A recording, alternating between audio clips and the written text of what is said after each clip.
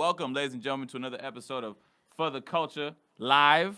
I'm your host, Nicky Alexander, here to my left, my co-host. Ty Sterling, a.k.a. Comedy Bones. What it do, baby?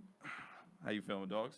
I'm good, bro. I'm chilling, man. Yeah. So, we were talking a little bit before we started the show about just, like, the difference between writing and punch-ups and how that applies. So, we had a comedian who did my show, the half and half show, Clayton English.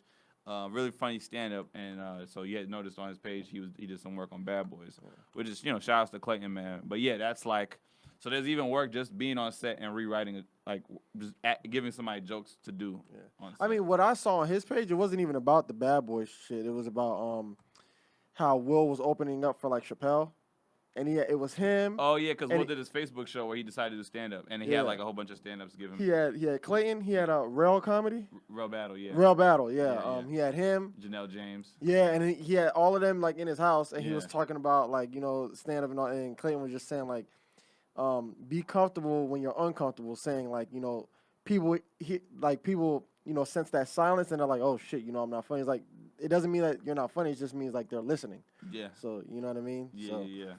How did you take a lot out of the episode from what those comics were saying? Like, I think those are some really funny, talented working comics. Yeah. Like, they're the us of the now. And I kind of like Will Smith doing that, like working with comics who are like, doing their thing. They're starting to get shine and level up. Like, he could have easily just had the best of the best and had legends. And I think maybe Chappelle was like the only legend who was like there. And all those comics are on their way to hopefully doing legendary stuff. But like, what did you take out of that conversation that they were giving Will? Because you guys, for that time, Will was doing stand-up, and since you've been doing stand-up for about a year, you're relatively like in that same phase with Will when he was asking those questions. So what did you take from that? Yeah, the main thing that I took was what Clayton said about the silence. You know what I mean? Like, because that's always been like a thing of mine. Like, that silence be fucking me up. So I'd be like, oh, it's too quiet in here. You know what I mean? But then like, what he said made sense. Silence means they're listening. So whatever you saying, like, make sure it counts. Yeah, what I can say about you in the few times that I've watched you perform, you're not like me. I had to learn how to slow down because I naturally talk fast. So like when I first started, I was like fucking 1,000 miles a minute trying to get all my jokes out, and the vets who would watch me was like, "Yo, man, like you got funny stuff, but you going so fast. You gotta like slow it down. Like let them feel your words. Like you're just in such a rush to get to the next thing because." I do talk fast naturally, but also the pace of when you're doing stand-up in New York is different. Like, you're relaxed on stage with how you get to your jokes. LA is also a very relaxing city, so the crowd does have the patience to let you do that. But you don't feel pressed to have to rush through your shit, which I do. I can notice that, and like that's a good skill to have. The problem is, or the pitfalls of that is also don't be so comfortable where there's so much time in between laughs. Yeah. Unless you have like a story you're telling, or the payoff is so dope that you can let the crowd sit in that silence. But obviously, you still fear the silence, so you're working through those things. But like with me, I had to learn how to slow down. Even sometimes now, I still kind of like talk fast, or I be like not slurring, but I don't get the right words out because my brain.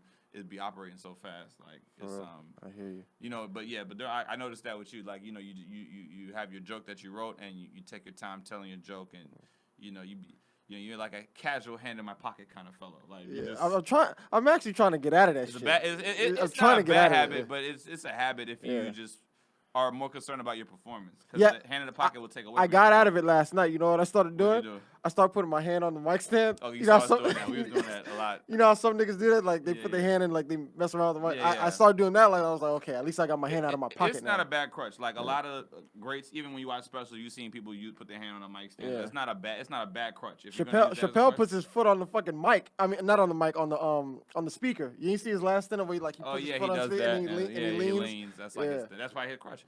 It'd be crazy what you find can be a crutch. Like the mic slap and the knee became like a thing. It kind of helps with getting laughs too out of a joke when you're just doing that because it looks like you're having more fun. So the crowd reacts like him and Mike Epps do that. Like you can always like study little things and you see the crutch. Like Richard Pryor's nervous tick was he was kind of like laughing himself like that.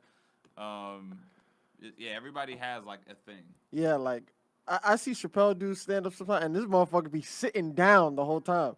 I'm like, this nigga really comfortable. Like, I could never be that comfortable. He's sitting down the whole time and just, just talking about it. Yeah. Paul Mooney's probably one of the best because he sits on the stool and does his whole set and gets the same effect and response. And that's the thing is like, it is called stand-up comedy, but like you can see how dope you are if you could get people to laugh while you're sitting down. Yeah, and being so calm about being still, but doing things, but still being still. Like Cosby, that's why Cosby was brilliant.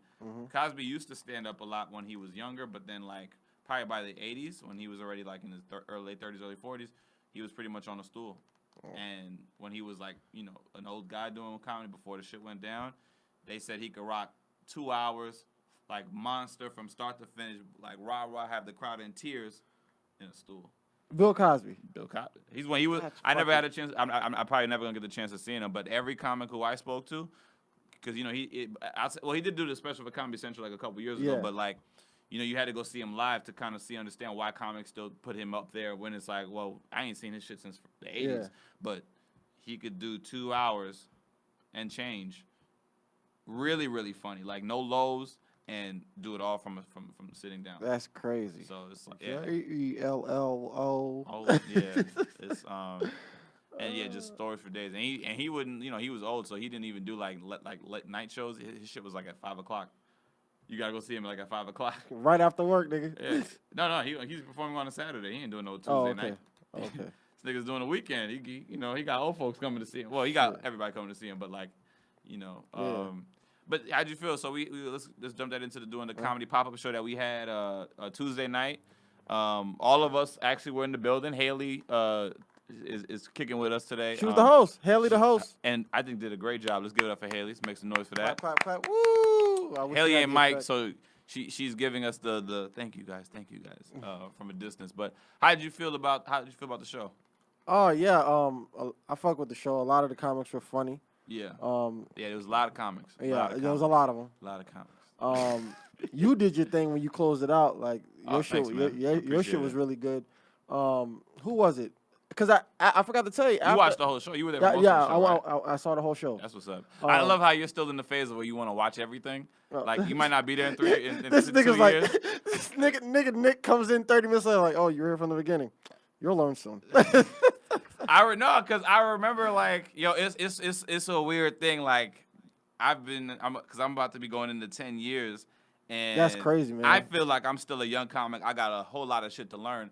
But you being like really new in this, there's an excitement that's just there that you just don't have after like 4 or 5 years. I still love watching. I'm still excited, but like I remember the phase of when I used to like watch a whole bunch of shows and start to finish and want to watch everybody's set. And like when you saw like really, really funny guys, those things felt like the best things you ever saw. And it was just like, how did he do that? How did he put that together? And sometimes you still have those kinds of feelings, but like when you're like new though, man, those are some of the most fun nights just going to the city, especially like in New York where it's just like I'm getting on the train, I'm going to this show, or I'll be in Harlem somewhere and I'm watching these comics. I had a night just like that, bro. So that night we had the comedy pop up shit, right? So I was like so into like, damn man, I just did the show and like people like me and whatever. Man, let me go somewhere. So I went to the store like you told me. You went after 11. Yeah, I went to the store and they'll charge you after 11. No, I actually got in before. I went. What room did I go to? I went in the main room. I went into the main room. The big room, yeah. Yeah, I kind of snuck in, and then after that I went to the roast battle. Okay, you got in. You were able to get in. Yeah, right. The black dude at the front was like, "Hey man, you got tickets?" I was like, "Oh, you need tickets?" And he's like, "Yeah, you need tickets." I was like, "Oh shit, my bad. I didn't even know, dog." So I just like walking around, and then he looked at me. He's like, kind of just gave me a head nod. Tell you a comic.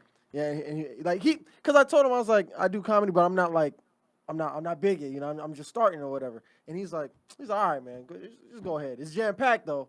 Ain't nowhere for you to sit. I was like, man, it's cool. So I went in there, and like it was actually pretty fun. This one girl got roasted to hell. Like it's vicious in there. Yeah, like they do the 3 rounds. Absolutely. She got washed 3 rounds straight. And usually it be their friends and shit. Yeah. I'm like, damn, dog, you do this to your friend? Fuck. Yeah. Do you have the capacity for roast battle? I think I do. Come on, dog. Let me tell you something.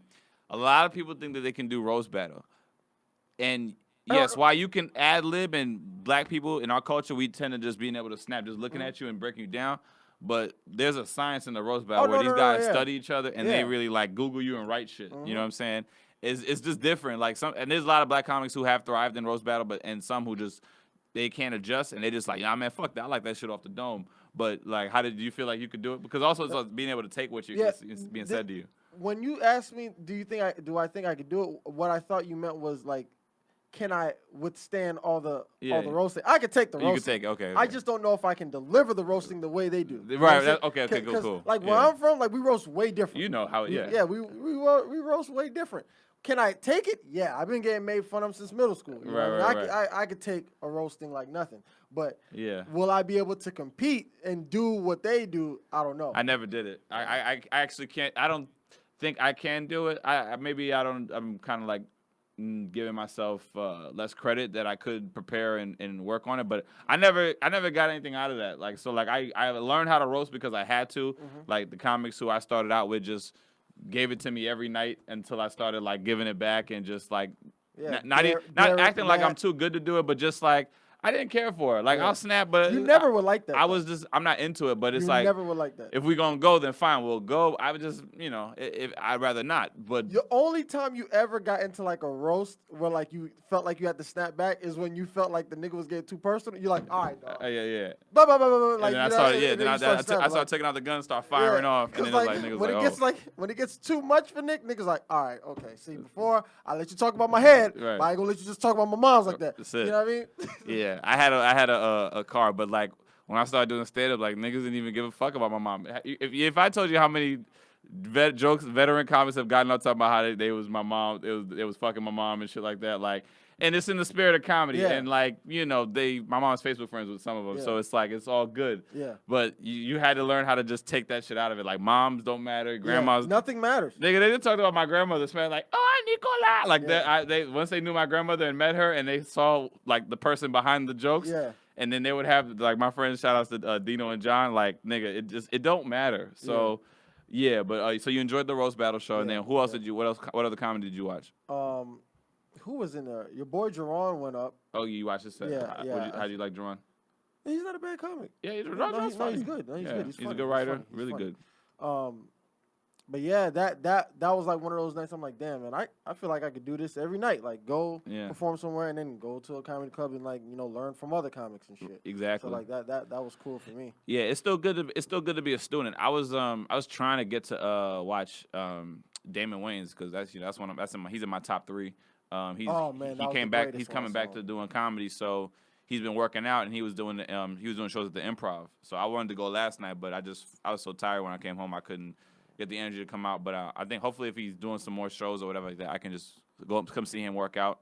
And I love seeing stars or guys who I like really love work out and just kind of see that process and then catch them when 6 months to 8 months or whatever when they're like headlining or doing their hour and it's tighter and you just see how, oh wow, look how much shit grew. Yeah. What got taken out, what didn't make the cut, what's in the set, because it's like Seinfeld always said it's an ever-changing set. Like that's why I burnt doing a special. It should be really hard to do. It shouldn't be something easy because it's like when you're taking years to work on a set and you feel like, okay, I have an hour 15 that's really, really great. I have 2 hours, whatever like that, but then I got to condense and find the tightest, 50 to 45 or whatever, just the best of the best. Like there's the A stuff, the B stuff, the C stuff or whatever, like, and you got to learn how to cut it down. And then when you do a special and you tape it, you have to let it go because then you'll feel like a week later, a month later, damn, I could have put this in this shit. I could have added some more. You'll feel like that's why some people never put out special because they just keep on adding. They just never want to burn it. You know what I mean? So it's really good to see. I feel like that with my little 5-minute shit. And that's why I be trying to like tell you just like just get that 5 super super tight before you move on because it's like if you move on before even your first 5 to 7 minutes are really good, then it'll just be like a lot of okay stuff because it's like, I mean, like I said, to each his own. But the way I was kind of like. I came up with was everybody was like, you do a tight 5, then get a tight 10, and then get a tight 15 because when the time you have a 15, and that's enough to get paid on a show. Like you can do a 15-minute set and get paid for it. Mm-hmm. But if you work it in 5-minute chunks, the 5 always teaches you how to like separate. So it's like, okay, maybe this 5 is a clean 5. maybe this 5 is stuff I do when I'm performing in front of like a really raunchy crowd, or it could work anywhere. And then this 5 is more personal or observational, so you can compartmentalize your 5s and put it together how you feel when you get to that point. But like Yeah, like. So how much time you did at Comedy Pop-Up? You did 5? Yeah, it's always 5. Okay. I'll tell you about me getting Paul putting me on his show. Yeah, so Paul got you booked out there. Yeah. When you doing it? When's your gig? October 9th. Okay. He's giving me 10 minutes, which Okay. is a big deal for me. The most you've done more time than that before, have you? 7, the most. That's the most you've still done? 7, the most. And that was at your show in the Improv. Yeah, in Miami. I felt like you had it. Or you were supposed to do more time on the show. That didn't fell through. Okay, yeah, because the dude, he wanted me to do like I think 30. Right.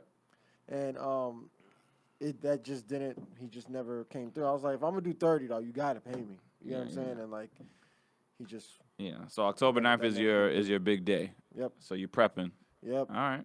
Like last night, like you said, like you want to get everything tight, but then last night, I had some jokes that I didn't even work on. I just kind of like wrote an idea on them. Yeah. And I wanted to work on my other shit, but the way I led into my set, it just led into the new shit, and that new shit hit. Yeah. And I didn't even write it really. It was just an idea. Sometimes the riffing and the ideas work, and then you just like, okay, let's see if this works again. And like I said, just now you got to like really see if, okay, was it one night? Was I lucky? Exactly. So was it good? What can I keep? So I'm gonna keep using it and see like, was it really good? And if it is, like, how can I tighten it? Yeah. How can I, make it better? Dope. All right, so that's fun. Let's get into some topics. So college players, huh? Yeah. We didn't meet up last week, but supposedly. Well, not supposedly, it is. College players, football, basketball, whatever sport you play, they sign like a bill for college players to get paid. Okay. Now, some people are with it, some people are not. I saw Tim Tebow had like his take on it, and his whole take was, if these kids are getting paid, then you're taking the passion out of the game for them, right? So it's like kids usually go to college to play for this college because, like, that's the college that they wanted to go to growing up. Like, they put their heart and their soul into it, They're playing, not for the name on the back, but for the name on the front. That's what they always say. Yeah. Which is cool. I get that, but a lot of these kids, that come play football, come play basketball, come from, fucked up families or shit like that. And shit can't be fun after high school. Yeah, and sometimes they don't even make it to the league. So I just gave you 4 years of my life. Yeah, you gave me an education, but you're not giving me a job when I get out. Right. You know what I'm saying? Right. I need money. Some of these people have kids. Kenny Boynton had a kid when he was in high school. Who played at Florida? Yeah, he played at Florida. Why do you think he went? Why do you think when he wasn't sure if he was going to the NBA, he went straight to Israel and made his money over there because he needed money? And like, is he still overseas? Yeah. And because he's like our age, right? Yeah. But yeah, like, and then yeah, life. I mean, Tim T, like Stephen A. Smith. I remember that interview where he did that because Stephen A. Smith addressed it and just was like, I understand those points about going to school, representing your school, and it should just be about having fun in college and growing up. But unfortunately, people who don't have Tim Tebow's background, who didn't have the same kind of like upbringing, they're not in a position where school can just be something fun to do and you don't have to worry because your basic needs are met. Yeah. Like there's guys who are like 5-star whatever recruits and they come on the campus and they can't even afford meals. Like they're hungry if they're not with the team. You get 3 meals a day, right? Yeah. But if I'm a 350-pound lineman, that's not enough. That's not enough. What I mean? I eat 6 times a day. I eat double that. And I can't call home like, hey, Mom, can you send me $50? Yeah. My mom don't have it. She don't got it. I got 4 more brothers at home. They need that. You know what I'm saying? So you sent me away from my family for 2 years because college I believe you got to play 2 years in college. At least 2 for NFL. Yeah. Or was it in 3? Or it's 2? I think it's 2. Okay. So 2 college football and then 1 for basketball, which hopefully gets changed soon. But yeah, I think, well, look, I'm always going to be pro. I don't think, college players shouldn't get salary, but they should be able to make money off their likeness and or endorsement deals. Like Zion should have been probably the richest motherfucker on Duke campus from how much exposure ESPN was doing to Nike, and they're making money because they know Zion plays. Now, granted, Duke was selling out before Zion, but they got extra crazy because of Zion. And then another thing, what me and Sam were talking about, she was saying like, okay, if the college players are going to get paid, like, how are you going to split that up? Because I'm pretty sure, like, the women's ball players don't get paid, wouldn't get paid as much as the men ball players. And, you know, does that, then you're going to have, like, a WNBA situation, like, oh, why are they getting paid that much and we're not?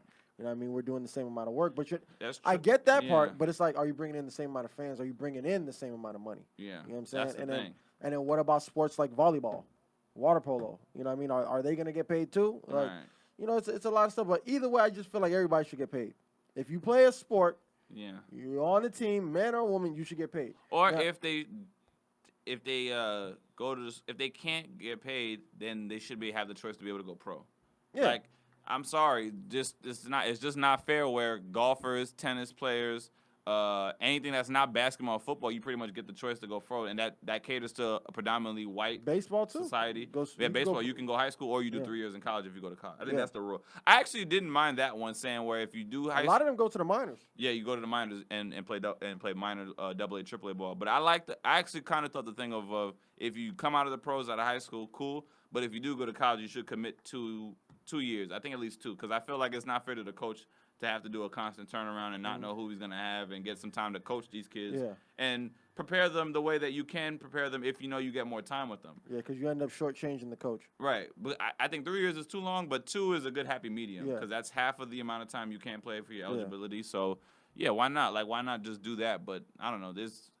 And then on top of that, man, like, you're not paying these kids. They putting their body on the line. And then I fuck around and get hurt because I'm trying to get your team into the Sweet 16. Yeah. And me getting hurt could hurt my draft stock. I think the education should always be covered regardless of if they left early or not. They should always have that money there to be able to finish school if they're like a big-time recruit like that. Like, if you're a walk-on, you walked on, you can walk off. Yeah.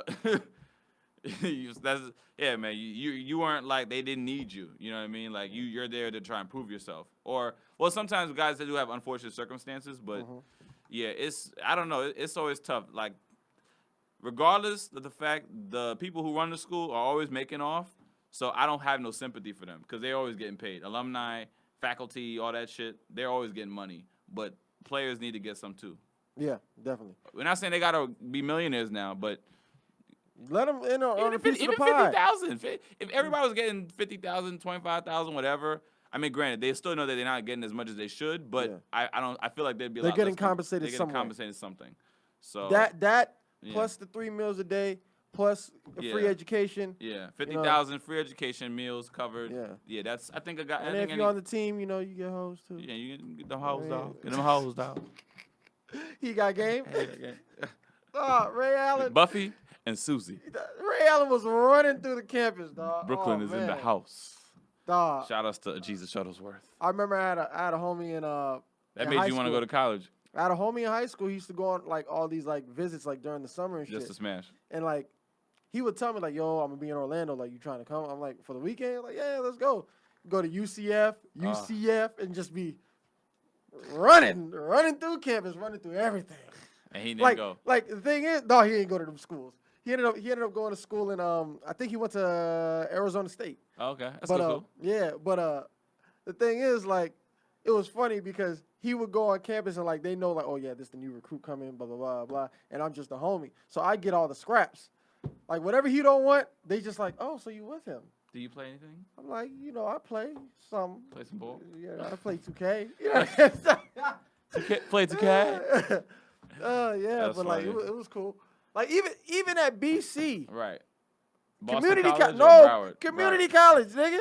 Like, you know, I was playing intramural there, and me and Coach Starkman had like a bad like blowout. That's why I never ended up playing for them.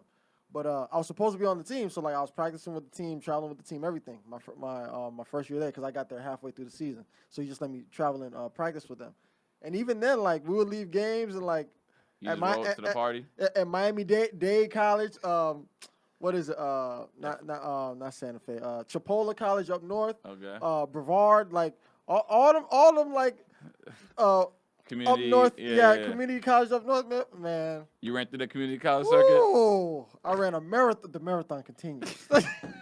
Okay, call back. That was yeah. I did a very risky job. We ain't gonna talk about the subject, but you were there as my LA I guess, measuring device. Yeah, I'm letting you know right now, you do that shit in the hood, you're gonna need one of these, but a real one. You think for sure, like, there's not even a chance the crowd would laugh if they could get through past the obvious Some thing? will laugh, but you run the risk of like big risk. Yeah, of like gang members being there, and it's just like, oh shit. Yeah, you know what I mean? I like that because you got. I shared like a clip. Somebody just showed me at the show and had a part of me talking about the joke, but I never got to the punchline. But then my boy seen just the little part I'm in the video, and he was like, "Damn, yo, nigga, relax out there in LA." I'm like, "Hey, man, I'm taking risk out here." Yeah, like, and it like yeah, because you know, like, I always got an ear to the streets.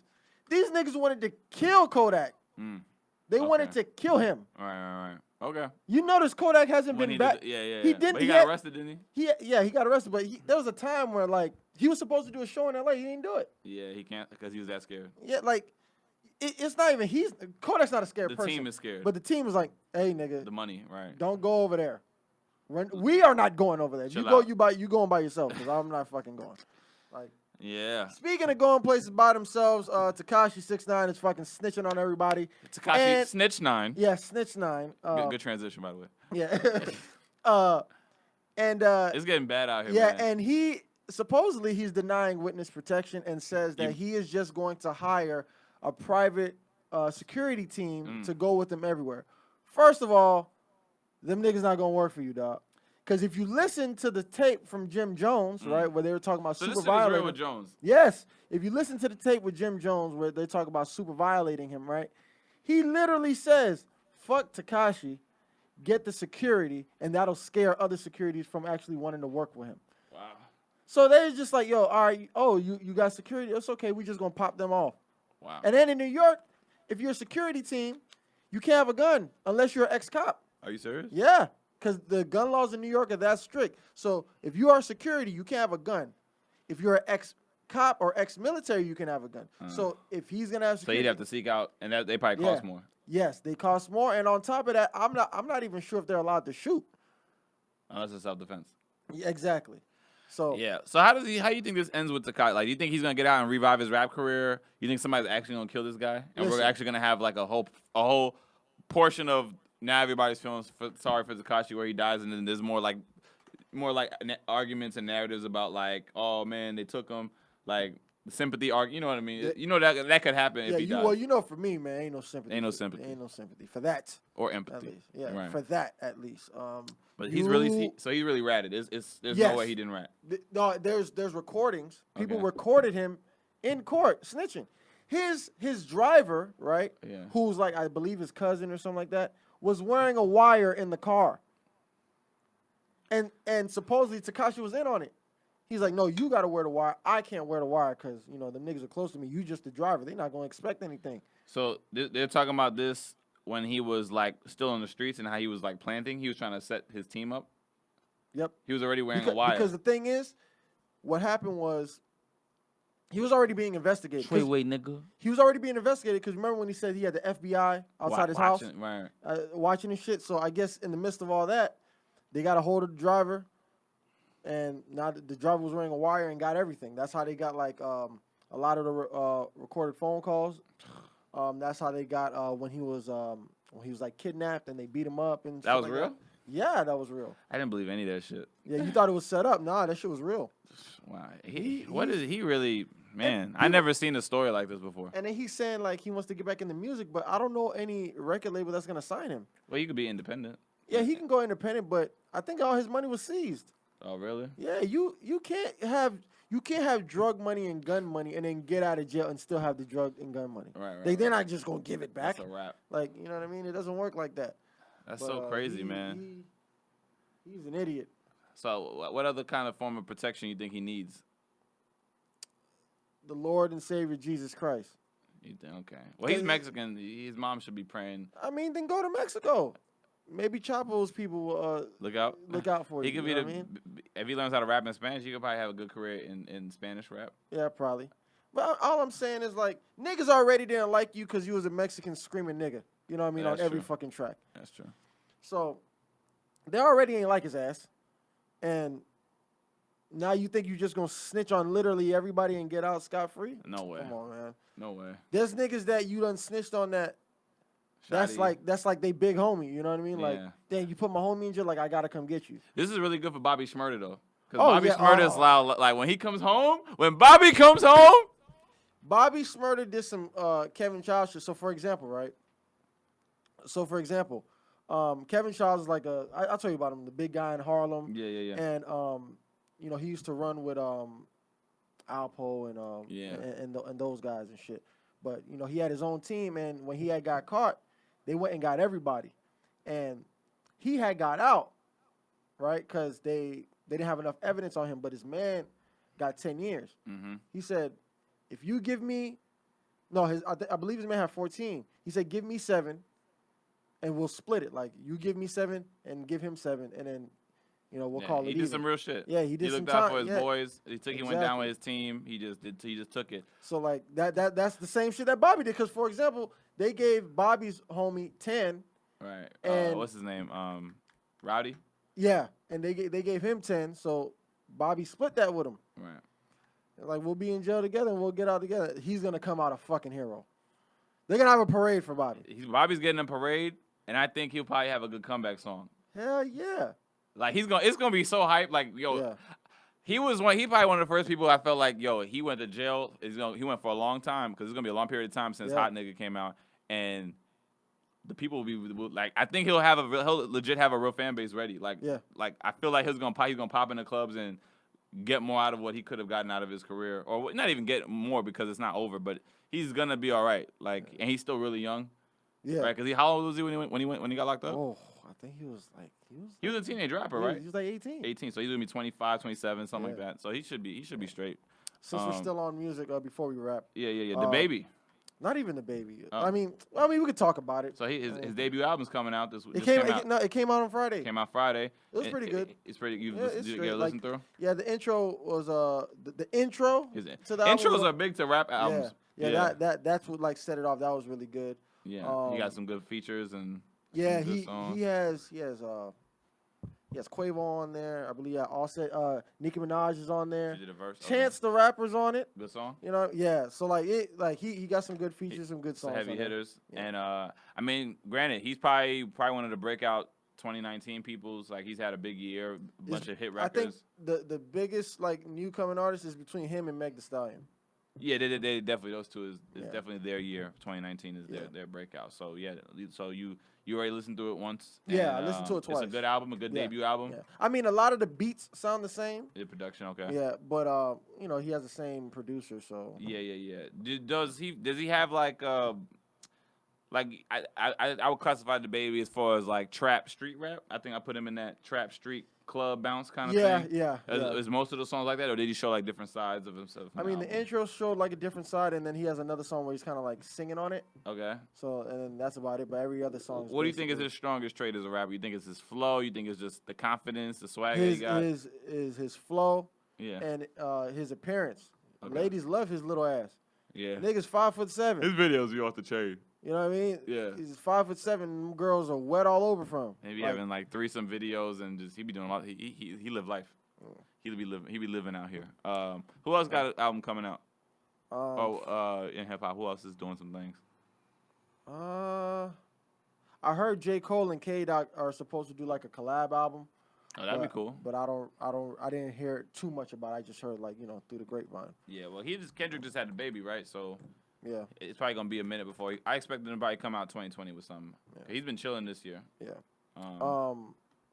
Kanye's got an album coming out this Does he? This it's called Sunday Service on Jesus. Yeah, Loves Us. it's gonna be like the gospel. This is the gospel shit. album. Like you know what I mean? Like I fucks with it. I like the whole gospel thing. People calling that shit a cult. I mean, I saw it in person. It's cult like. I get the culty vibes because like they're all in Yeezus clothing, and it's like they were wearing the sweatshirt and the sweatpants, and they singing together, and it's dope. But like very cult like. It's very the cult vibes was there. Like people was eating, they're rejoicing, and they the choirs is singing like classic black songs. It's not even church songs. They were just singing classic black songs, and you just in a church way. In a church way though, in a super church way. But they swagged out. I just feel like it was too soon to kind of do this. Like, I think he needed another year removed from doing all the Trump shit before you do the rebrand of the church thing. Because it's like, if he goes off on a Twitter rant and starts doing a whole bunch of shit, it's gonna just Yeah. make everything he's been doing the last couple months invalid. You know what I mean? And like, I don't think he cares. He's always gonna do what he wants to do. But like, I just don't feel like people are ready to buy in. Like, do you feel like the culture we ready to buy into this Kanye thing? Even though niggas are still mad at but him. even though niggas are mad at him, we still low key fuck with every time we see a Twitter clip of him having Yeezy service. Yeah. We be loving that shit. Like, but it's like, damn, I want to like it, Kanye, but I just feel like you do something dumb again, and it's like I'm gonna be done with you and feel like you selling out or doing whatever we keep accusing him of doing. So it's hard, but I feel like the album could be good. I mean, I'm not gonna. I did have a chance to hear some tracks. Fuck with him. There was like 2 songs he had with Ty Dolla $ign that sounded dope. Like I just walked by the studio and I was just trying to like get a glimpse, and I heard them niggas was like going in. You know, you put Ty Dolla $ign on a hook or some shit like it's almost a guarantee. It's almost a guarantee, but I just don't know. I have no expectations. Like, what did you think of the last album that he put out? The one with the 7 songs when he did that last year when everybody had 7 songs that he was producing. I fuck with it. You thought it was cool. Yeah, I thought but people thought it was like really whack or it was just like you know what it is? It's different. But it's because the people not liking him too. So it's like there's already like a side eye to it. You know what I mean? But I thought it was cool. So we want to wrap this up. What do you best Kanye album, right? I think for me, it's for personal best, and then what we. The overall perception of best Kanye album. Let's get those 2 from you, and I'll give mine 2. I think so. Personal, and then public. I think publicly the best one he's had is probably Graduation. Publicly, okay. I could see that. You know what I mean? I think he had Gold Digger, Good Life. No. Gold Digger was the second. No, he had Good Life. Registration. He had Good Life. Stronger, Champion, Homecoming. And Flashing Lights. Yeah. For me, I think it's College Dropout because I can never get past the that Shaka Khan. I can't get past it, dog. Like that's like one of my favorite Kanye. And then he fucking recorded a song with his mouth wide shut. Yeah. Boost for breakfast and insure for dessert. Was the scissor? It's somebody ordered pancakes. I just sipped the scissor. Yeah, the College Dropout got a lot that of right memorable... there could drive the same man berserk. No, I'm just playing. You keep going. Start talking. No, go ahead. Yeah. No, that album was great. I think like there's always a lot of classic songs on that one, and the skits were good. That's when skits was still big in rap, with D-Ray doing the Bernie Mac impression. Yeah. So you say publicly the perception would be Graduation is probably considered his best one or whatever, and then your personal was College Dropout. I would have to say my personal favorite might be Graduation also. I think Graduation, I love Graduation. The only song I hated was the Barry Bonds. That was like my one skippable. Another hit, Barry Bonds. Yeah, I just didn't care for it. But everything else I play through always, and I love a lot of those songs. And I wonder if you know what it means. We sing like every podcast we sing one song. But I think his best album was Dark Twisted Fantasy. Like the production on Dark Twisted and like every track is like fire. Like I don't think there's not one skippable on Dark Twisted, and that's like post his mom and going through what he went through, and like right before he started kind of like not getting loved by black people and everything. Like it was like a good like he's recovered from his mom. He's doing dope shit. He's going into this like new direction. I think if you play that through, like good features, everything start to finish. That's probably. I think that's people would say that would be his best album. Yeah. So those were I think we got. So if y'all ain't listened to it yet, Graduation, College Dropout, the first one. That's We both and then my Dark Twisted. I think that's like peak Kanye. Yeah. Man, this has been another episode of For the Culture, man. Definitely keep following us, supporting what we got going on. Where you can find at For the Culture Live. Subscribe, download on iTunes, Spotify, everything we can find us on. Comedy Pop Up. You can find me at Nick of Comedy. What else we got this month? Cornbread Kitchen Black Twitter Show, October 20th. That's the date when then we'll have a half date to announce shortly. Ty, what you got going on? You can follow me at TYSTERLIN at Ty Sterling, and come check me out on Paul's Show in Santa Ana on October 9th. I'll be doing my little comedy thing as a rookie. There you go. And, signing out. Peace.